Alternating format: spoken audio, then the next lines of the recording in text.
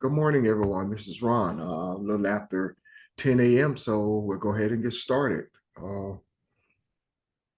let's see. The last couple of weeks, well, a couple of sessions rather, we've been talking about a lot of things. We've been talking about mindsets, mindset of the African, mindset of the European, mindset of the Caucasian, and blending those things together and getting some clarity on helping us to see what we see and what's going on. We move that into a discussion talking about forgiveness, and that's pretty much. I don't remember a lot of the details of where we were Monday, but if someone else does, please feel free to recap. If not, let's see if we have any questions or comments. Uh, see where we go today. Anyone?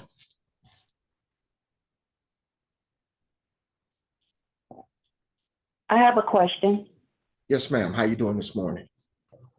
Good morning, family. I have been watching the clips on YouTube with the World Economics Annual Meeting, and I don't know if anybody else has been watching it, but it was this feminine shaman that went on the stage.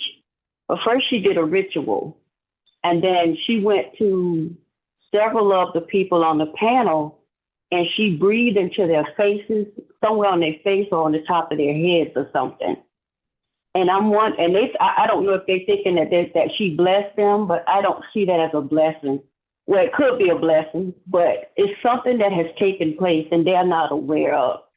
So I was just wondering, has anyone else seen that?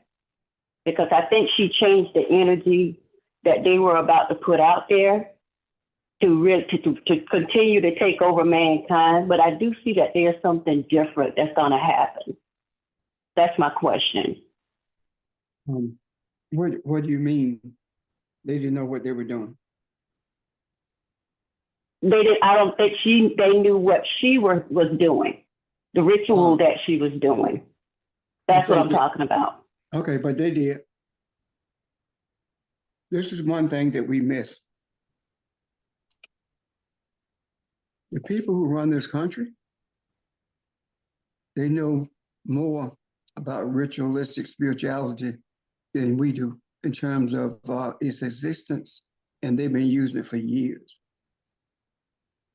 Why do you think that the Pope met Clinton in Colorado at the highest peak in this country, and Clinton kissed the ring? They know exactly what they're doing. That is the reason that all of those books that came out of Africa, some of which came from the library at what is called Alexandria now. Why do you think that they are not available to anybody? How is it that you had that many books and all of them are burned? And even after Alexandria started burning the books, there were libraries of books still left. So what happened to them? They were in the Vatican. So they know exactly what they're doing. We're the ones who are learning about what's happening. Anyone, any human who knows, who's connected to who they are, they can repurpose energy. They do it all the time. You do it all the time. We do it all the time and don't even notice that that's what we're doing. So I would definitely like to hear from someone else in regards to this. But for years, we who were in history classes, we were taught that they know what they're doing. It's no coincidence at all. Now, you're talking about in Davos, right? Yes. Mm-hmm. Yeah, they know what they're doing. That's why they meet in secret and have more security than the president. Since you said that now, that does make sense. So they do go to high elevations in order to do the rituals, and I forgot about that part. Yeah. But that makes sense. And then with the Vatican, yeah, they hide so much stuff. They do so much stuff. They use a lot of symbolism and stuff like that. So yeah, that makes sense now. I can see that. Okay. Thank you. You're welcome. Oh, one more thing. The guy there was a guy on the panel also named Damon Imani, and he told them in so many words where they could go. And they, what's his name? Slav something? Swab. The main guy on the panel? Yeah, him. He and this other lady, they walked off the stage after he told them off in so many words. So when he came back, the next day they told him he needed to apologize. And this is what he said. He said, I said some things that I should not have said.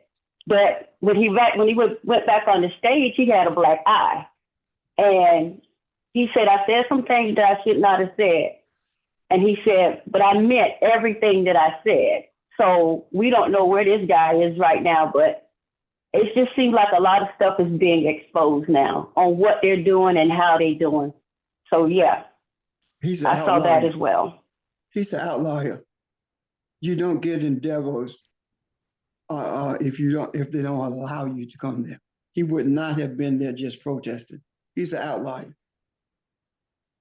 And I An think outlier? yeah, meaning that he came there with them, and he came there and made a statement that was totally different than what he was expected to make. So it means that he did not follow the script. That's all. Yeah, that's what I got from that as well. Okay. I think his name is interesting. You said Damon Imani. Yes. DAMON. Yes. IMANI. Yes. Damon is a derivative of demon. And Imani means faith in Swahili. So I think that's interesting. But I'm done.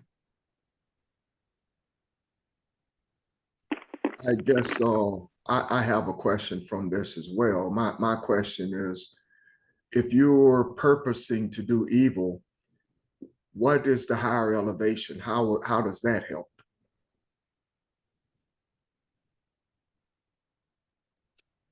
When we talk about going to a high elevation, we are talking about going to a place inside of us.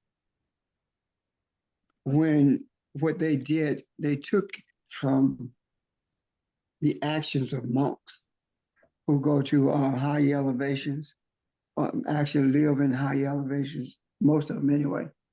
And when the Bible talks about Jesus being on the mountain, but it talks about Moses going into the mountain to get the word, all these things are talking about higher elevations. Right. A high elevation in a physical term, especially devils, is an easy place to find solitude, and it's a place that's hard to reach or to get inside of, and it grants you the security and the space, not necessarily place, but space to do things in seclusion that the outside world will not be aware of.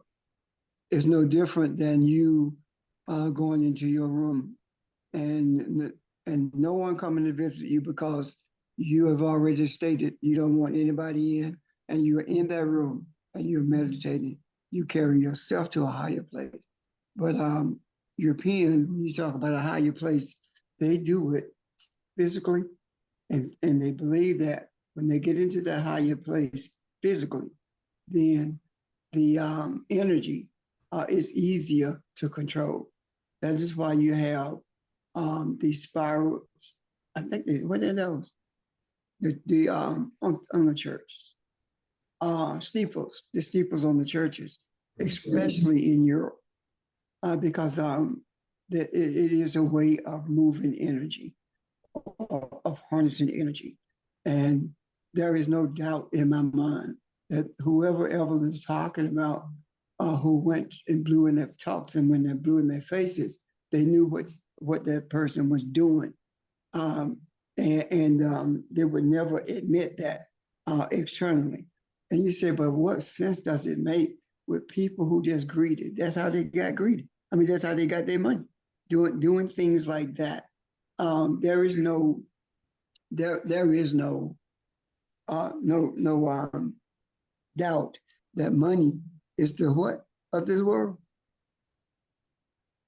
God of this The love world. of money, For the love of money is what?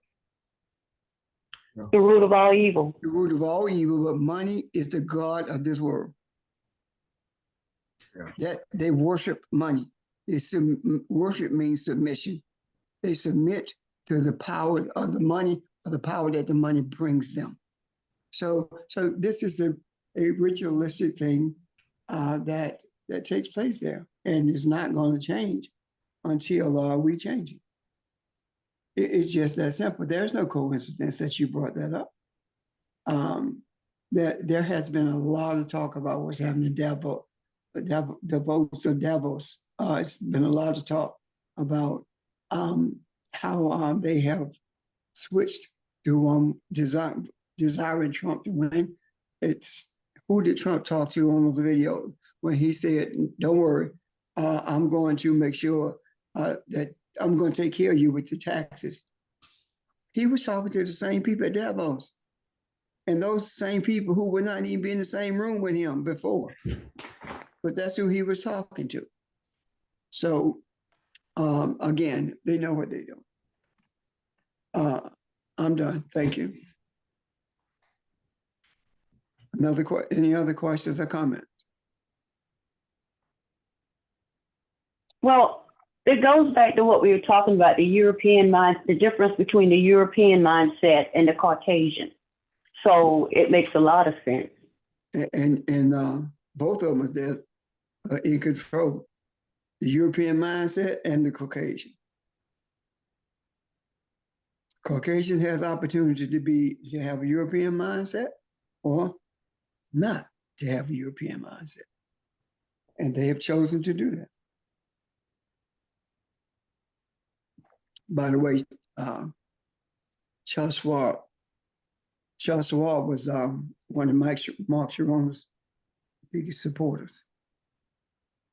Can you believe that? I met him. Wow. Yeah, I met him in Raleigh. He one of the biggest. I was shocked because the place where we met, there wasn't but about 50 people there. But when he left there, he had a fortune. But anyway, I'm done. Who is he again to the world on the world stage? Charles Schwab. Yeah. He owned Charles Schwab. Okay, Charles Schwab. Gotcha. Yeah. Gotcha. Okay. Yeah. He and Mark Sharona were very tight. I don't know whether they still that close or not.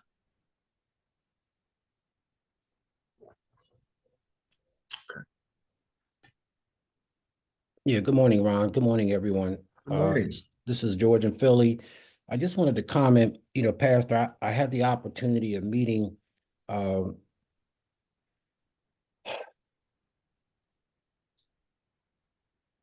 excuse me, can you hear me? Yes, sir. Okay, yeah. I just wanted to mention in terms of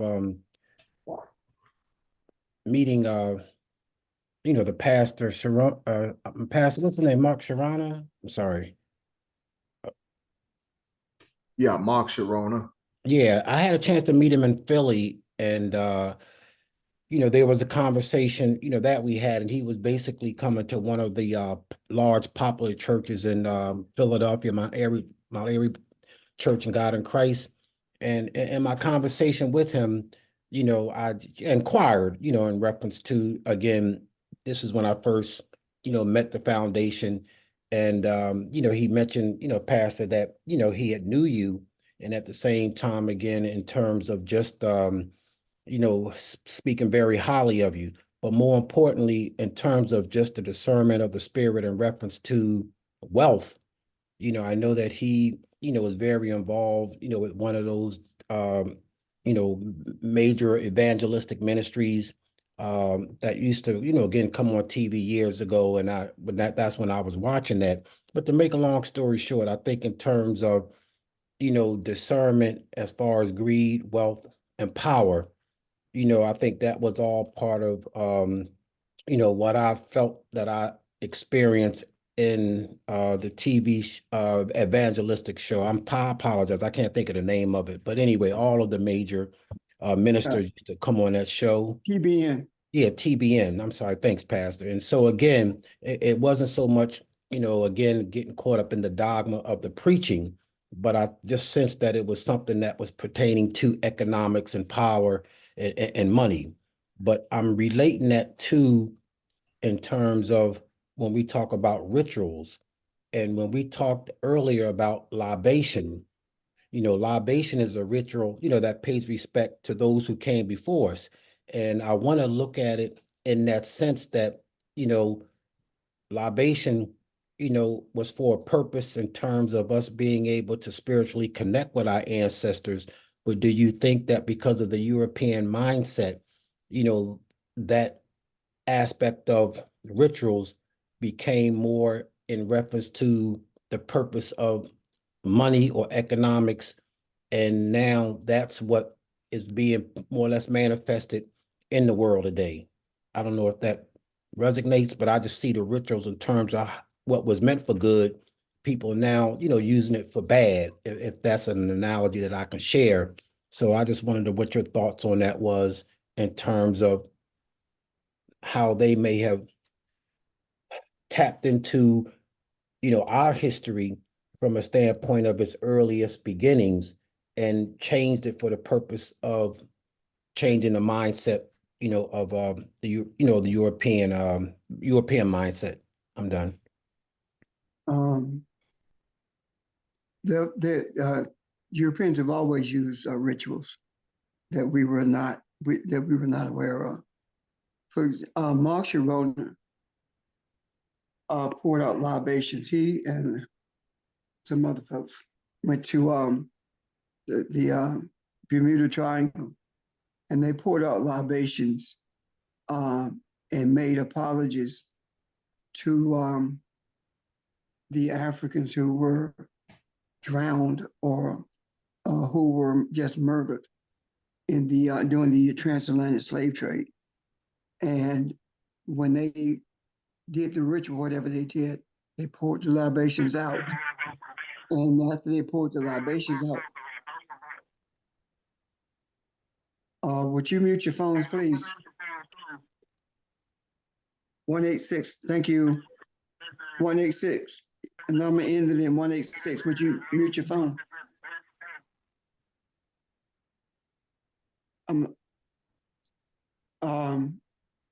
So anyway, after they did that, from that point forward, we didn't hear anything else, unless I didn't anyway, about planes or boats or ships being lost in the Bermuda Triangle. And the objective was to free them. In other words, to acknowledge the energy, the evil energy that resulted in the deaths of all those Africans.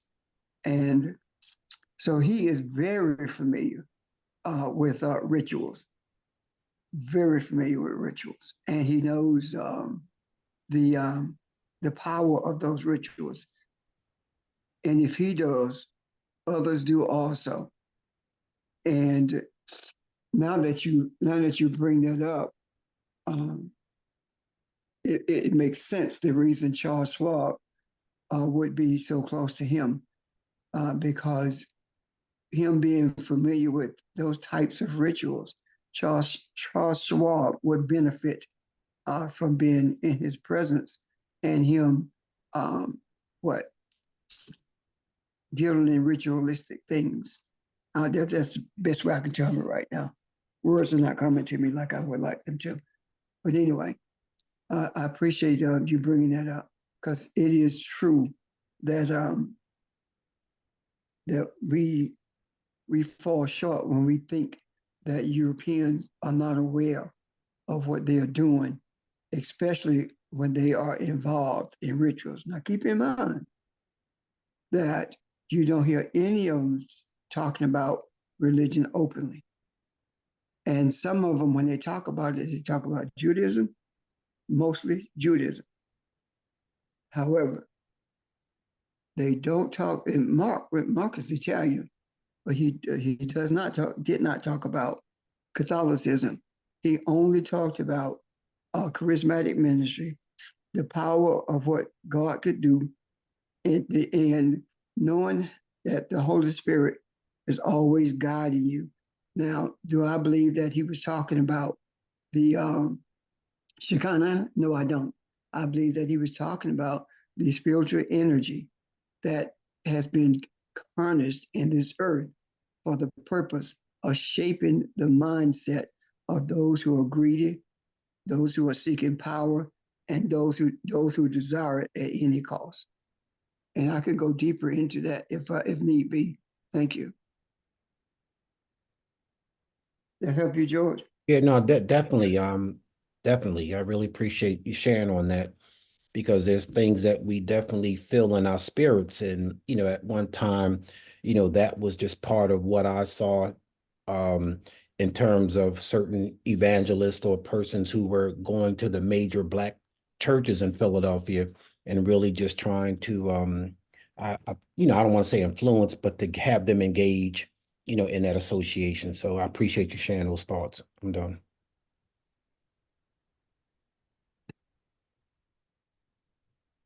You're welcome. Let me say this. I said if you asked, you didn't ask, but I'm gonna do it anyway. This is one of the things that we have to remain aware of, and that is this: the idea of the tree of life and the knowledge of the tree of good and evil. Why is it that it did not say the knowledge of the tree of life, the knowledge of good and evil, and said the knowledge of good and evil? Why is it that the word is translated as functionality and dysfunctionality? Why are those two things there? There is no mindset in this earth that the Creator did not allow to develop. That is not a mindset in this earth that the Creator did not allow to develop. And there are only two mindsets in this earth. And that is that European mindset and the African mindset. The African mindset and the European mindset is clashed. It clashed in a very, very harsh way. When Europeans colonized this country, and we do live in a colony, by the way, for those of you who have not given thought to that, America is a European colony. When this colony was established, and they did what they did to the Native Americans when America had a conflict with the Japanese, they did what they did with Japanese, Chinese, etc. But they did not dwell on anything in terms of keeping them down, making sure that they were in a state of poverty, a state of disarray, dehumanizing them. They dehumanized them while they were fighting them. However, the African they dealt with differently. They did not stop doing everything they could to keep the African down, keep the African in poverty, keep the African separated. They do nothing to create division between Japanese and Chinese, whether they're in the diaspora or whether they're in Japan. The only group of people, and I don't particularly like that word race, but for better understanding, the only group of people on this earth who Europeans seek to keep divided is the African. And I'm gonna give you an example. Africans in the diaspora, meaning that Africans who are not on the continent of Africa, but they are descendants of Africans. They are called British in Britain. They are called Americans in America. They are called Germans in Germany. However, Japanese are called Japanese no matter where they are. Chinese, the same thing, no matter where they are. The divisions are there because in their heart of knowing, they know that there is something powerfully different in the African than it is in any other race of people on this earth. They know that. They just don't know what it is. And they have for years been trying to tap into that. But they have not been able to accomplish that. And whatever it is, they want it badly. Not to the extent that they are willing to allow the African to prosper, because they believe that if the African prospers, the African is going to surpass them in establishing nations around the world. They make it about race, but if it was totally based on race, then why is it that they father children with Africans? It's about the power that they, in their heart of knowing, they know is there. And those who have in power, if you trace the history of it, you will find that the same people pass the baton to somebody who has been tested and tried. They do not pass the baton to anyone except someone who's going to toe the line. Why is that so? Because they know that the energy in this earth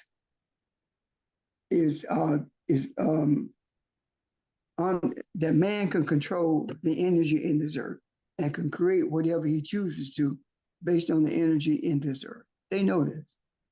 So back to the good and evil.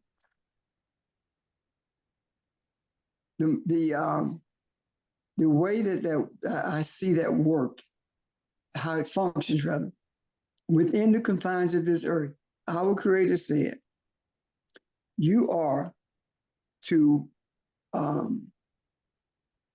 what was that word? Dominate. With the energy in this earth, Europeans' purpose in this earth was what they do. And when the Creator showed me about the mindsets, what I saw is, and I'm seeing, is that this whole idea of mindset is about good and evil. There is life and there's good and evil. If you are not a preserver, respecter of life, then you have the knowledge of good and evil, because you can be good or to the people around you or the individuals that you like within the confines of that race of Africans. If you look at the mindset of the African, the tree of life is about being life itself. It's about being the life giver in this earth. If the African was not the life giver in this earth, then the African would have conquered Europe years ago. But it was not determined to be that way. It was supposed to be done spiritually. The Creator allowed that mindset of good and evil to function in this earth. And by functioning in this earth, it pushed the Africans back against the wall. And each time that it came off that wall, it mimicked what Europeans were doing in terms of people who had no standing armors became warriors. The the people who lost my thought. The people who in this earth who has that mindset of the knowledge of good and evil created all the chaos in this earth. They could not have created it if there had not been energy in this earth for them to use to create. Does that make sense so far? Okay. So they created this mindset. They brought it into existence. And the African was supposed to expand the knowledge of life, or the life that it is in the earth. It is no coincidence that regardless of what continent you visit, you will find evidence of the African having been there thousands of years ago. It is no coincidence that you find these huge heads of Africans. In South America, you find Egyptian hieroglyphics in the Grand Canyon. You find it in Europe. You find it all over the world because life was moving around the earth, the energy of life. And life cannot be an enemy of life.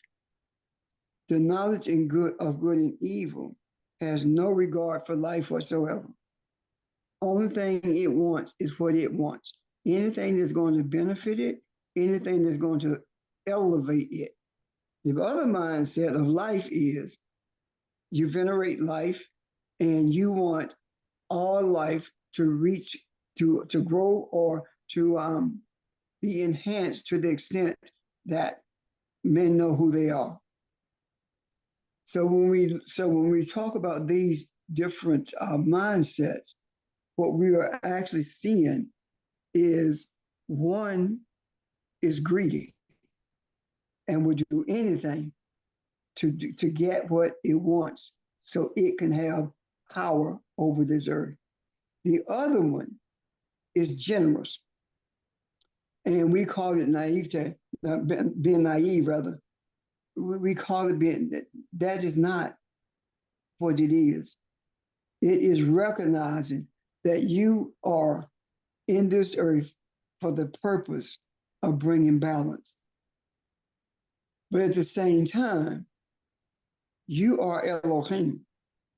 So you have to bring this balance. This is not about a garden of Eden. This is about mindsets. You have to bring that balance yourself because you are God in this earth. You are life in this earth. You have to do that. Now, the material for creating, bringing into existence a mindset of harmony, a mindset of balance, a mindset of righteousness, and a respect for life and empathy. In order for that to happen, the material was left to do that, was put here to do that. And that material is the European mindset. And we're working with that material now because life is in the tone. And the more we recognize who we are, and the more we see the necessity of understanding the format that was given to us, that let's call it the Bible, follow that format, or the holy books, I should say. If we follow that format the way we have been following it, we begin to see results. And the results that we are beginning to see is change. Where people thought, and we thought at one time, that this was inevitable in terms of what's existing in the earth, and we were not going to be able to change it because we don't control the production and distribution of goods. However, we missed the mark. We bought into the same energy that the European has in this earth. And now we are beginning to see people, especially Africans, are throwing this yoke off. In Nigeria, the Nigerian pipeline runs through the Nigerian pipeline runs through some of the most impoverished people on this earth. And all the oil that's in Nigeria, Nigeria does not own it. And the only people in Nigeria who could be president are the people who acquiesce to British control. Why? Because Nigerian past leadership, past presidents signed an agreement with the British that the British could pump oil from for the next 100 years from Nigeria, and that they owned it. That's why they're impoverished there. That's that European mindset. The first person who signed that agreement did it out of fear, as opposed to doing it out of greed. Subsequently, it became greed that kept them in the place where they were, because they developed that European mindset. So when you ask the question, or when you ask questions about how did we get to this place, and whether or not they know about these rituals that they are engaging in, they do. But these rituals that they are engaging in, it serves to harness the power on earth. That is why there has to be a new earth. And I saw coming from heaven a new heaven and a new earth. Why does it say that? It's not talking about a celestial ball called earth. It's not talking about a heaven that people are going to be sitting around the throne in. It's talking about mindsets. When balance is brought to the earth, then we have a new earth. I saw a new earth, a new heaven, and a new earth coming out of heaven. This new earth is the African bringing to bear the spiritual essence of his being, not through warfare, not through spiritual warfare, because our warfare, I'm sorry, not through physical warfare. Our warfare is spiritual. Our warfare does not destroy flesh and blood, because flesh and blood is what was put on, wrapped in the spirit for the purpose of occupying this place. And that will always exist. But there was supposed to be, there is supposed to be a unicity between heaven and earth, enlightenment and earth consciousness. Earth, the energy of the earth, and the energy of enlightenment.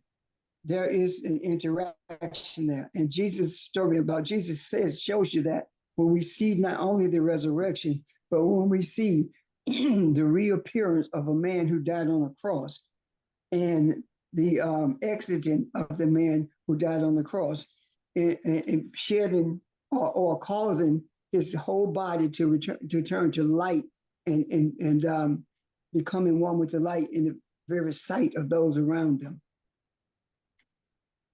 This mindset that we are to bring into existence has to be based upon spiritual desire for the whole of mankind. It cannot be based upon our desire to create a plebiscite, our desire to be separate from everybody, and our desire to seek vengeance. That is not who we are. Our desire must be for the purpose that we are brought into this earth. We are the life energy of this earth. That's the bottom line. And that is the reason we are more spiritual and more forgiving. Because Jesus said, when Jesus was asked, how many times shall you forgive them? 70 times 70, or 7 times 7, or something like that. Why did he say that?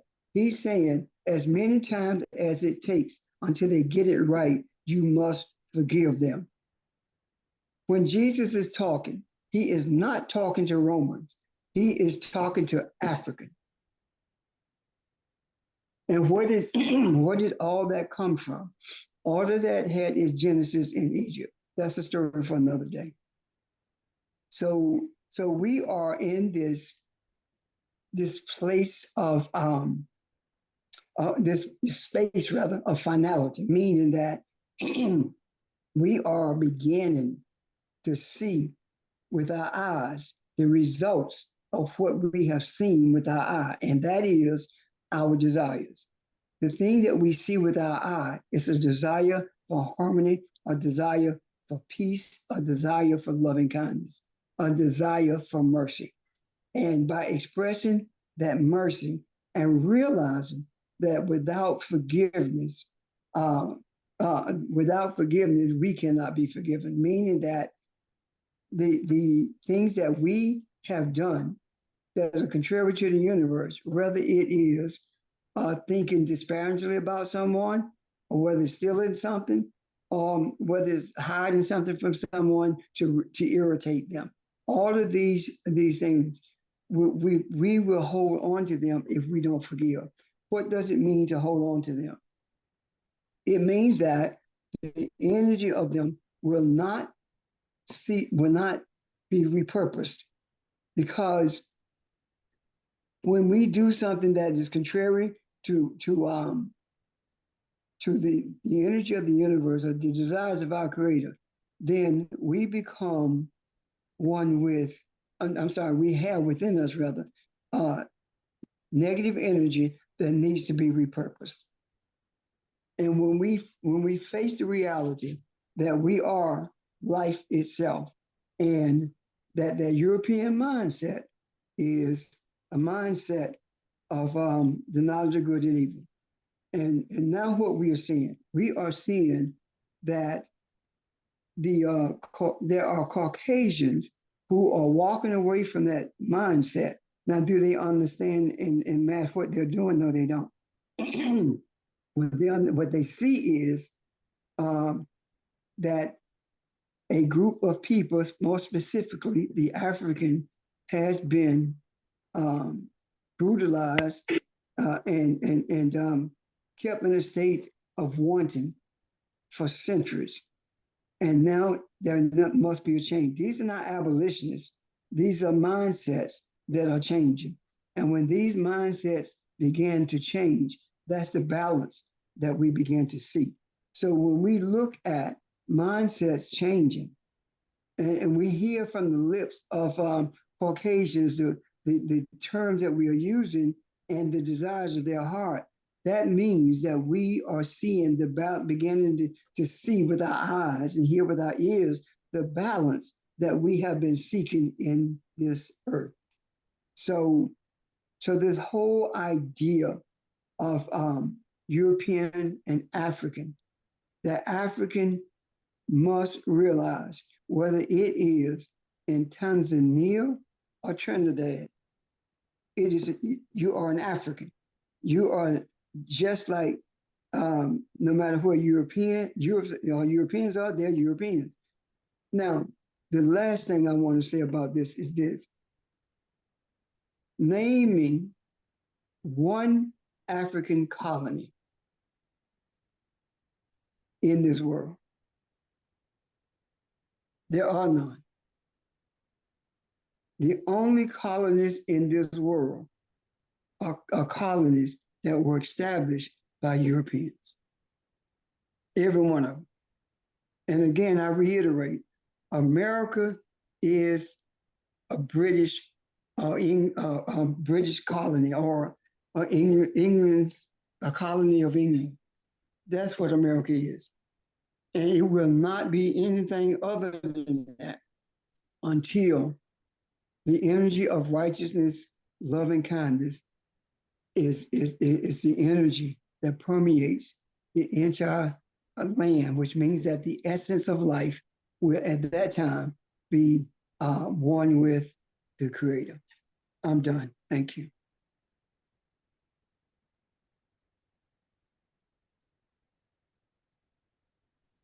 Thank you.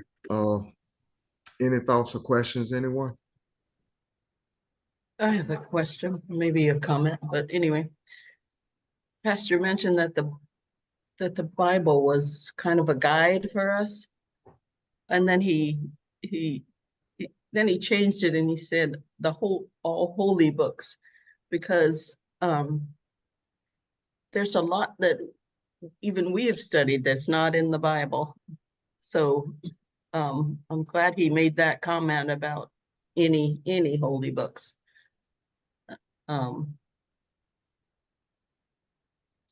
For example, like the Book of Thomas or the Book of Mary, the book of, those books that are not included in the Bible still have truth and are still holy in that sense. Anyway. Thank you.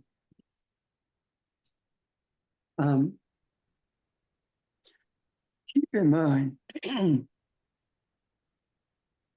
that all religions have their root in Africa, every one of them. How is it that the African is the first person on earth, first human in the earth, and Europeans are the youngest? Yet the European can tell us what spirituality is and what is not. Thousands of years before Europeans came into existence or was brought into or came from with the soul of the African. Thousands of years before that, the African knew what spirituality is and spread it around the world. And there are remnants of it all over the world. How is it that we got to the place in the in the 1400s, 1500s, where we allowed Christianity to dominate the African world? And we are the ones who wrote the books. Every one of those books came from us. But yet, we have allowed the European to decide who God is, who Jesus is, who Moses is. And the European has said, we don't care what you say because you're a pagan. You are uncivilized. And we are the ones who are civilized. And we telling you that you're going to believe what's in this, what we say is in this book, or you're going to die. At that point, we talked about it, but we did not really pay any attention. If we are uncivilized and you are doing what you are doing, let's look at what the lack of civility is. So the question becomes, who's really uncivilized? Who's really whose mind is demonic in thought? Because we don't do that. But we have allowed that to happen. And now what we are doing, we are redirecting the ship of life. We are returning to our roots. Who did Mark Sharonin pour out libations for? African ancestors. Mark can talk to you about African ancestors all day long and tell you things about it that you never read. Why? Because why did he study this in depth? It's not because of a love for Jesus. It's a desire for power and recognizing the power in it. That's why we have to change our mindset. We have to throw off the yoke of Christianity, the yoke of religion. We have to throw it off, because when I see religion as being a practice of Christianity, a practice of Islam, a practice of Judaism. I see a practice of Hinduism. I see all of these. That's what religion is: the practice of something that was supposed to be divine, and it was. And we knew who we were, whether it was in India or whether it was in Santo. We knew who we were. We allowed that to happen to us. And when that happened to us, the root of all spiritualism in this earth, the root of it was suppressed. If the roots of the tree are suppressed, the tree can't grow. We have been so indoctrinated until we are afraid to say that Christianity enslaved us. We're afraid to say that we need to disconnect ourselves from the yoke of Christianity. We're afraid of that. Why are we afraid of that? We're afraid of it because we have been taught to fear Europeans. We're afraid of what Europeans go think of us. We're afraid of going to a hell that was created by Europeans. But ask yourself this: if that is a real hell that the Europeans have told you existed, if we are supposed to fear hell because the Europeans told us to fear hell, which means fear them. If that is the case, if that is reality, then why is it that the European does everything that's antithetical to what the scriptures say and don't even concern themselves about going to hell? How is that so? How is it that you are one of the major Christian leaders in this country, and you go to Uganda and you convince an ignorant man to include in his constitution an article that seeks the death of homosexuals? How can you embrace something that was given to you by people who don't embrace it themselves? That doesn't make sense to me. Never has, but since I began to see what Christianity is and the purpose of it. The purpose of Christianity has never been to worship anything except money. The purpose of Christianity has always been to control, to ensnare, to enslave people of color from its inception. So how is it that we can put all our eggs in that basket knowing that that basket has holes in it? I'm done. Questions, comments? Ron?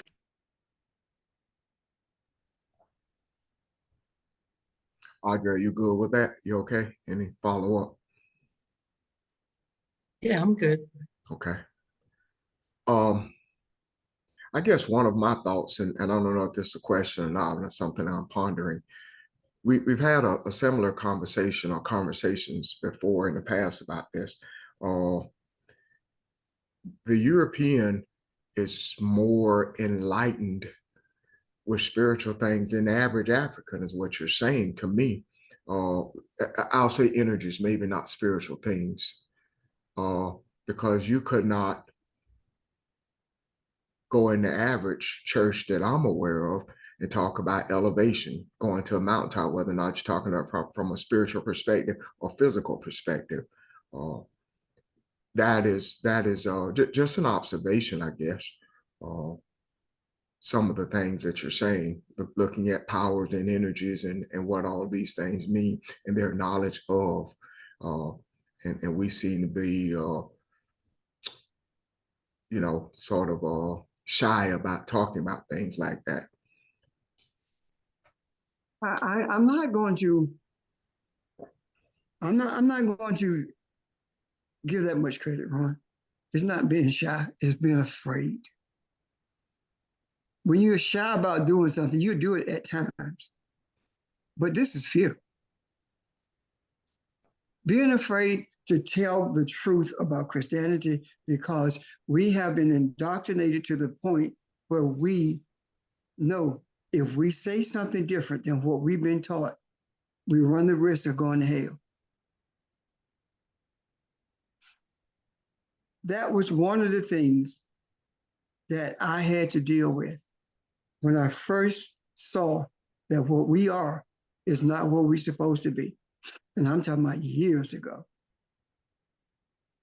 When I first saw this, I had to wrestle with this idea of hell and heaven.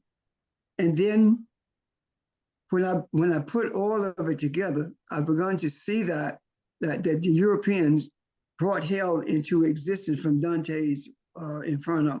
And in bringing it into existence, it was used to strike fear in the hearts of everyone except Europeans. All Christianity teaches us, basically, I'm not talking about the holy books, I'm talking about Christianity. There were no labeled religions unto Europeans, by the way. The only thing that Christianity teaches us is to be afraid. Christianity teaches us to be afraid. It teaches us to lay down and take whatever Europeans do to us or say about us. That's what it teaches.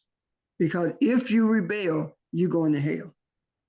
If you want to go to heaven, you got to follow our script. You got to come to church every Sunday. You got to love your fellow man. They are not talking about black folk loving black folk or black folk loving Chinese. They are talking about loving white folks. You got to love your fellow man. You got to treat all of them with kindness. And the same people who are saying this do not love us. They don't treat us with kindness. They do everything they can to keep us in a place of starvation. They do everything they can to teach us to hate ourselves. So that Christianity is a doctrine of enslavement, period. It is a doctrine of manipulation.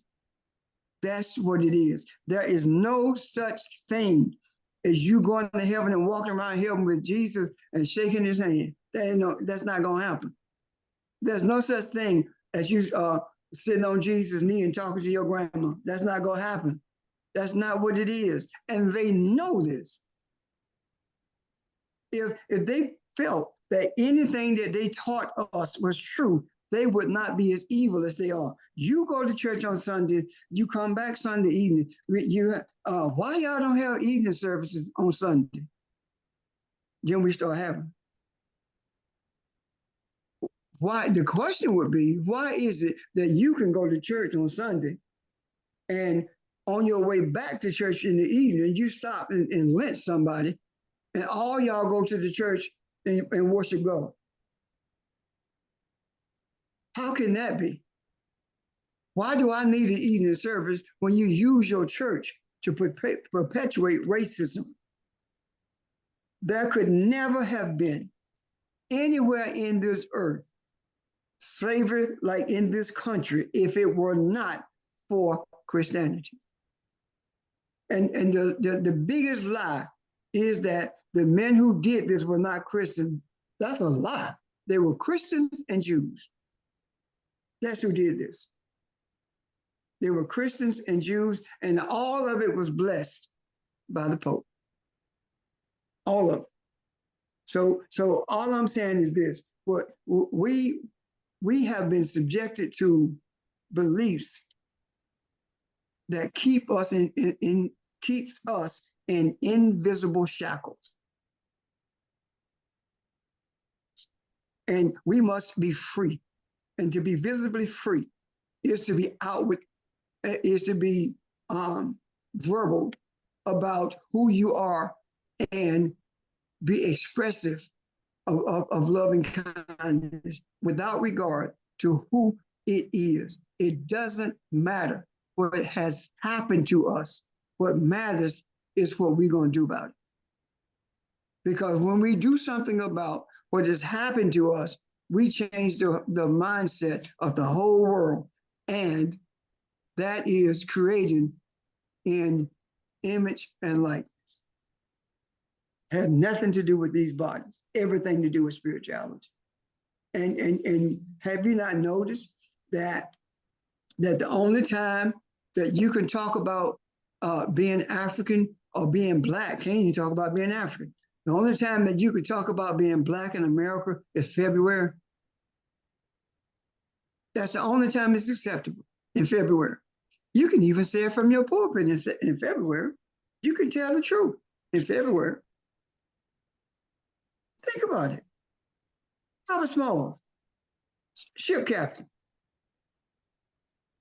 his owner. Trust him because he can navigate the channels of Charleston, most dangerous channels on the East Coast, and he can navigate them even in the dark. And he takes the ship and takes his family and the families of all the crew to Philadelphia. And he comes back. Could have stayed there, but he comes back and engages in the war. The first, hear me now, the first African American to captain or to lead a naval ship, to be in charge of a naval ship in America. The first one. Now, he did all this fighting for his freedom. He gets elected after the war. He gets elected to the state legislature, and that's where public education came in, because he's the one who introduced it. And he buys this house. And the house that he purchases is the mansion of the one who owned him and the ships. So the owner is dead. So Robert Small buys the house. When he goes to occupy the house, the person who steps out of that door is the wife of the one who owned him. And she has dementia. And he and his family embraces her, carries her back into the house, and they took care of her to the day she died.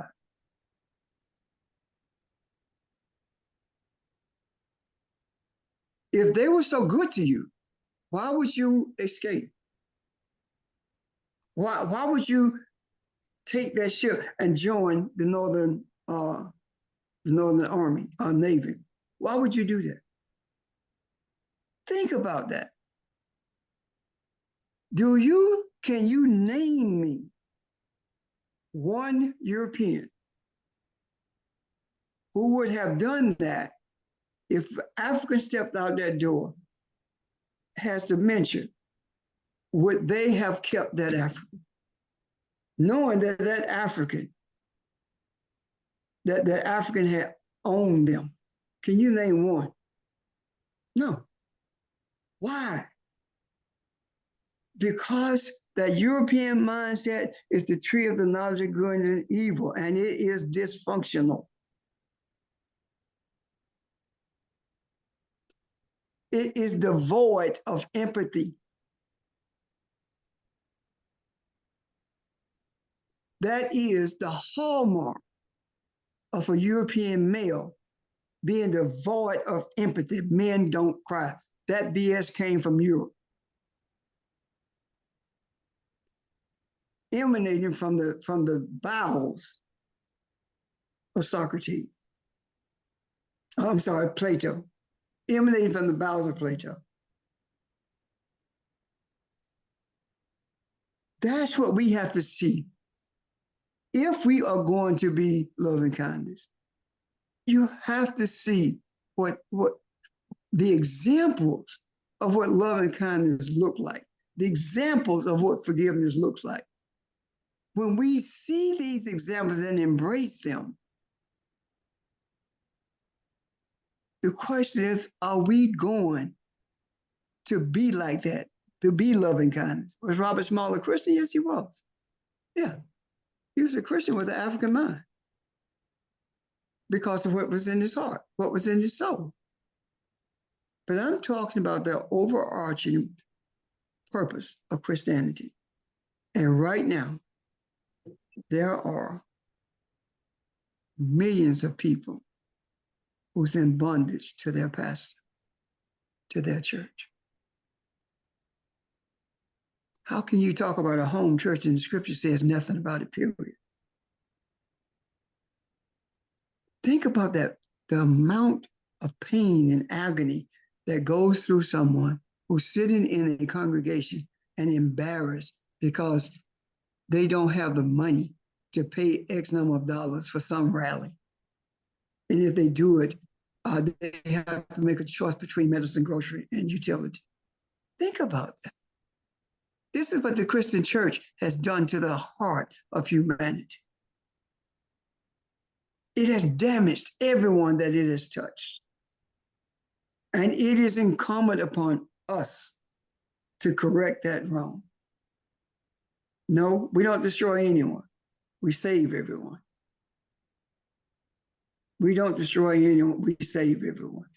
We love everyone. We just refuse to allow Christianity to be the source of all bondage by throwing that yoke off of us. We cannot embrace that yoke any longer. We cannot pretend any longer.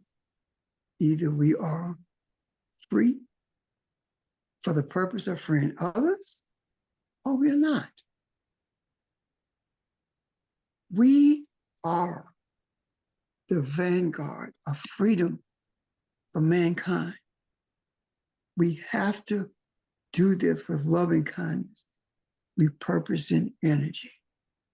Get rid of all of those Christian principles that you have, because none of them are beneficial to humanity.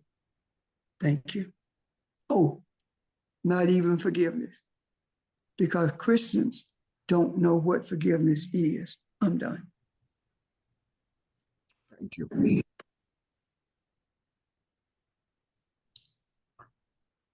Any thoughts or questions, anyone? I have a question. Yes, ma'am. So is the tree of life and the tree of knowledge of good and evil, are they considered as polarity? I know we're talking about concepts, but are they considered as polarity? They can be.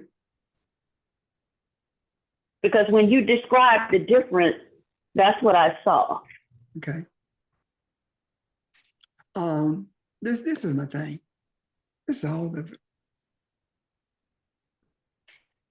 When you look at Europeans and you talk about the tree of knowledge of good and evil, they're looking for the tree, seriously. They are searching for the Garden of Eden. They are looking for that place of the garden so they can find the tree of knowledge and the tree of good and evil. They want to see where, quote unquote, Adam and Eve lived. They're looking for Noah's Ark. They're looking for these physical things that don't exist and never have. And we bought into it because we have allowed them to translate in a way that fits them. How are you going to translate and you don't have a language? You can't translate another language because you don't have one. The most confusing language on the face of the earth is English. It's too chaotic to translate anything right. So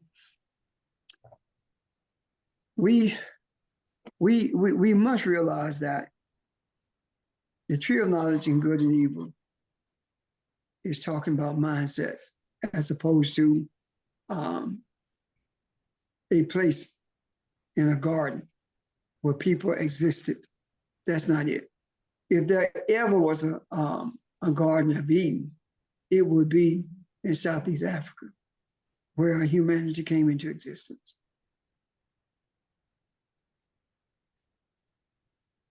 Now I got one more question. I think.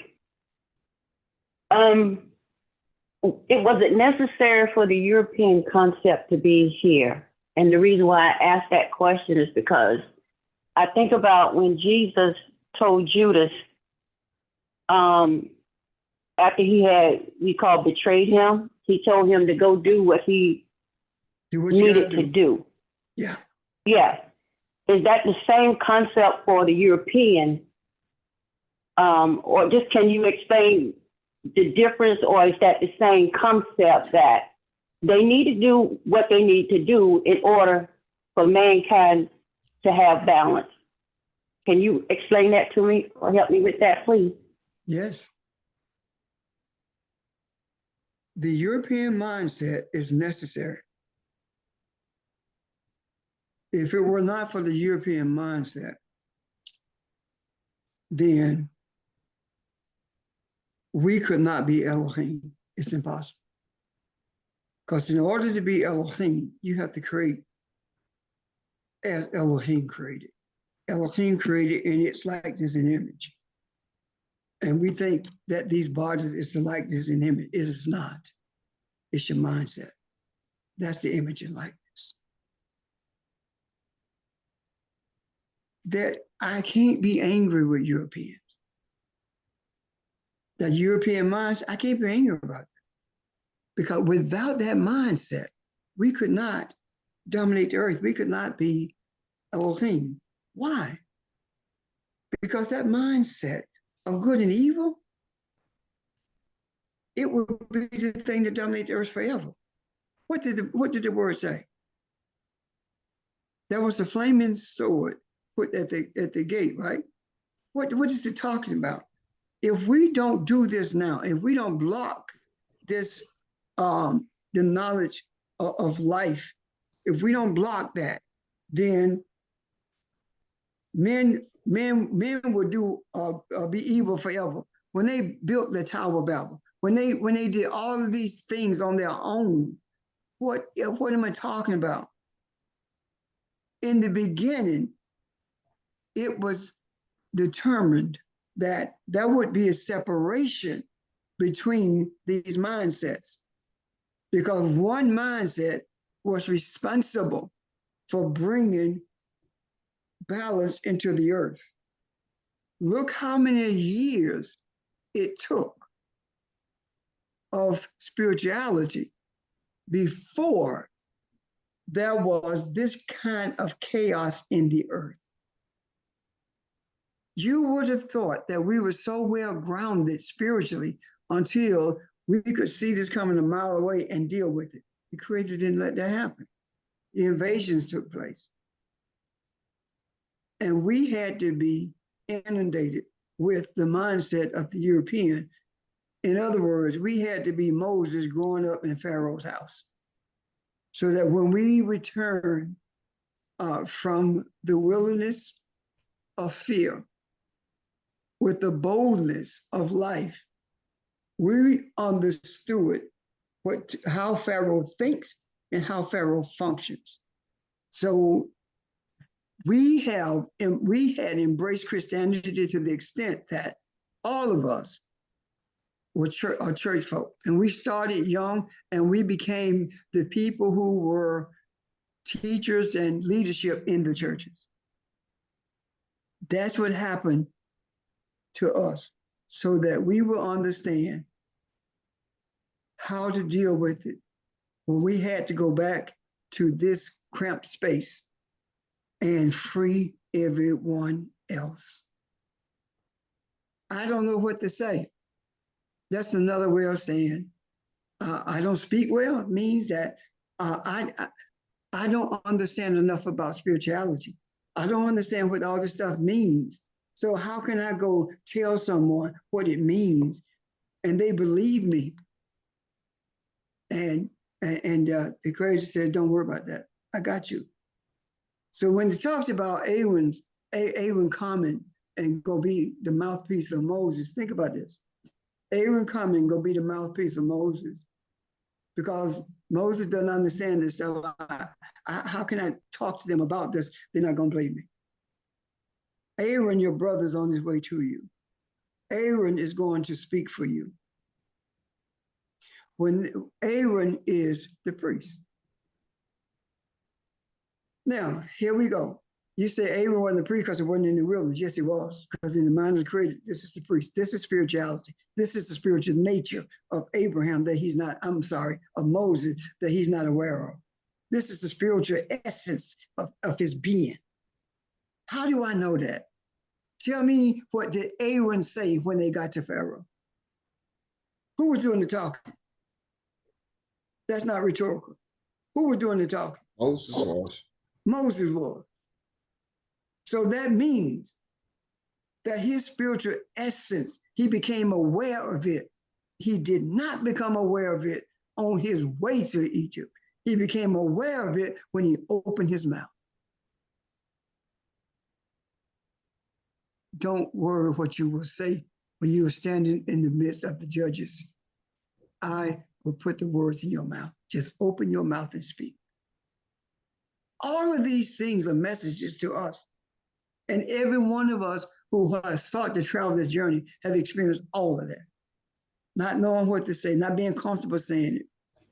Yet, when you stood or when someone asked you a question, you had no predetermined ideas about you speaking the way you spoke to them. It just came out because you have embraced who you are. And you don't carry preconceived ideas with you. You don't carry preconceived thoughts with you. Every time you attempt to do that, it turns out totally different than what you thought it was going to be. And now you are pressed to respond in such a way that is spiritual, and you never studied for it and you never pondered it. You just in that space at this time, and you got to say something. So you have to trust who you are. That's what happened with Moses. Amen. Mm-hmm. All of these stories, every one of them speaks to us. This has nothing to do with a man who went to his father-in-law in the mountains. No, it's talking about being. If you're going to draw things out of people, if you're going to draw people, the lie out of people, if you're going to change hearts, what you're going to have to do is be in a space where you can find yourself.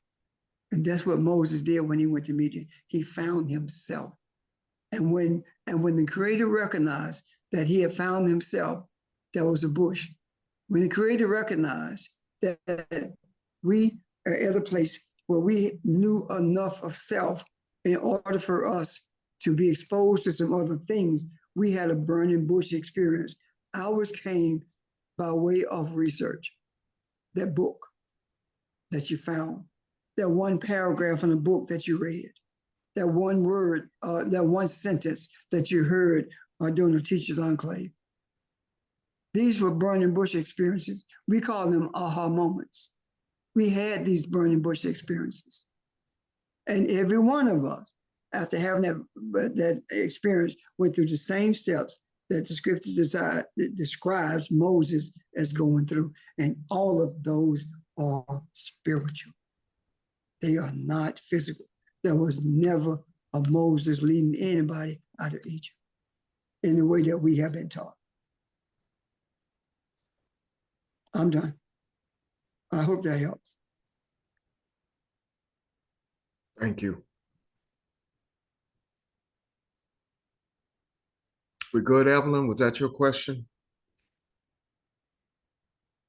Yes, he answered it. Okay. Thank you. Thank you. Anyone else? A lot has been said today. This may be a good place for us to rest for the day. Take a pause. I have a question. Okay. I want to talk to Pastors Richards and Kathy one-on-one after the service. You good, That Pastor? could be Here? possible.